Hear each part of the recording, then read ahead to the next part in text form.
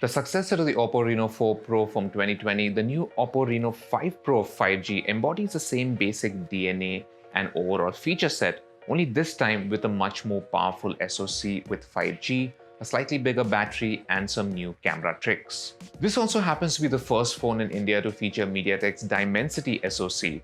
So stay with me till the end of the video as we try and find out if you should be putting your money on the brand new Oppo Reno 5 Pro 5G. Now before we go ahead, don't forget to subscribe to our channel if you haven't, and also hit that bell icon so you're the first to know whenever we have a new video.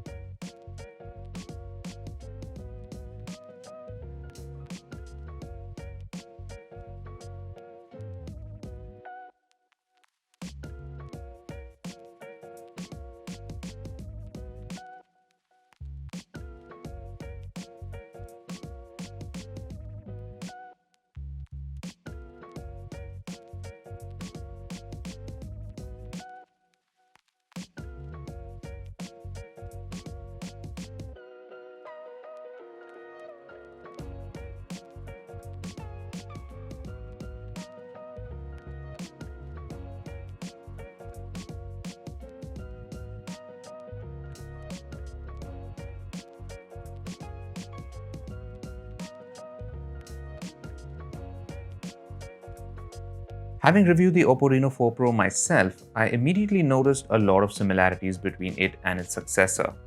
For starters, the Oppo Reno 5 Pro 5G is also very slim and light, measuring just 7.6mm in thickness and weighing around 173 grams.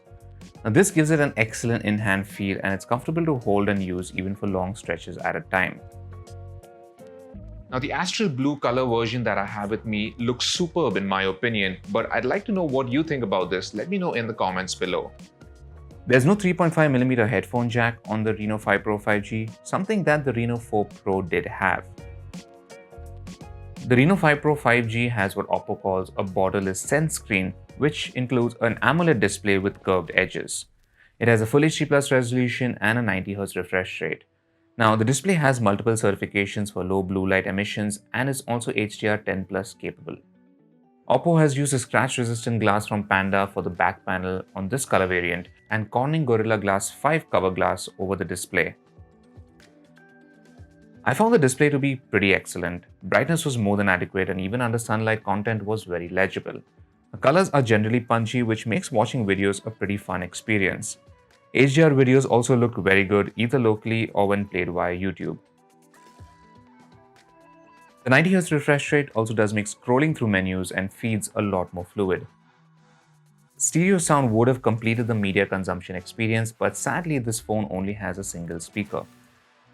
For authentication, you get an in-display fingerprint sensor as well as face recognition, and in my experience, both of them worked very well. Overall, I really like the design of the Oppo Reno 5 Pro 5G, and despite this phone having a plastic frame, it feels very sturdy.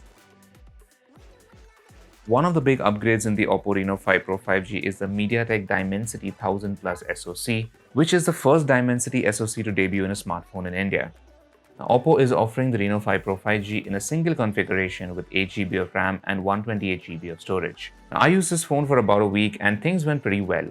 Apps loaded quickly and multitasking was also handled well. Now, compared to phones with a Qualcomm Snapdragon 865 SoC, this Mediatek Dimensity 1000 Plus SoC is a bit slower, but this is only really noticeable when you compare benchmark scores. In the real world, the Reno 5 Pro 5G is able to handle even demanding apps and games with relative ease.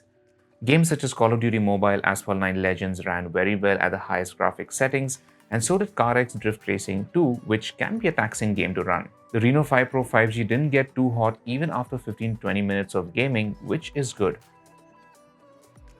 The phone runs ColorOS 11.1, which is based on Android 11. Now, it's more or less similar in form and function to what we've seen before on previous Oppo smartphones.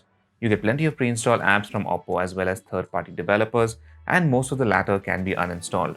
Now, thankfully, I didn't encounter any unwanted ads or even promotional notifications from the company's stock apps. For such a slim phone, battery life is also fairly impressive. The Oppo Reno 5 Pro 5G's 4350 mAh battery lasted for about 16 hours and 34 minutes in our HD video loop test, which is very good considering the powerful SoC on board. Now, with normal use, I was easily able to average about a day and a half on one charge. The battery charges incredibly quickly too, up to about 98% in just half an hour when using the bundled 65-watt charger. Now, the Oppo Reno 5 Pro 5G features a 64-megapixel primary camera compared to the 48-megapixel sensor on the Reno 4 Pro. However, the rest of the specifications are similar, as you get an 8-megapixel ultra-wide-angle camera, a 2-megapixel macro, and a 2-megapixel monochrome camera. Now, the Oppo Reno 5 Pro 5G's signature camera feature is the new AI highlight video mode, which either brightens the footage in low light or applies an HDR effect in the day, depending on the amount of light around your subject. Now, I found this particularly useful when shooting selfie videos in the daytime. Keep in mind that this only works at 1080p resolution and not 4K. Speaking of 4K, videos shot in daylight is decent in terms of quality, but you don't get any stabilization as the ultra steady mode is only restricted to 1080p. Videos shot in low light with stabilization at 1080p gets a bit grainy, so it's best to stick to 4K even if that means the footage looks a bit shaky. Coming to still images, the Oppo Reno 5 Pro 5G captured good details and colors in landscape shots. Now, the ultra-wide-angle camera captured predictably poorer details, but it's not too bad. Close-ups looked sharp and well-defined. With the AI scene enhancement enabled, photos tended to have a slightly warmer color tone, which can look better or worse depending on your preference.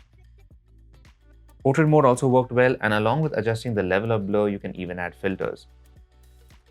The macro camera is not great, but it's there if you need to use it. The autofocus system is fairly quick, making it easy to capture close-up subjects even in poor lighting. Night mode is quite effective, especially for the ultra-wide-angle camera. For selfies, a 32-megapixel camera captures good details under good light. Skin tones look a bit smoothened, but not too aggressively. Now, the selfie camera does a good job in low light too, capturing decent details and colors without needing the screen flash. Now, as good as the Oppo Reno 4 Pro was, its underpowered SoC and high price made it really hard to recommend. Thankfully, Oppo has addressed the performance aspect at least with the new Reno 5 Pro 5G. Mediatek's current flagship 5G SoC might not be able to outlast Qualcomm's Snapdragon 865, but it is enough to deliver a smooth performance in heavy games and is quite power efficient too.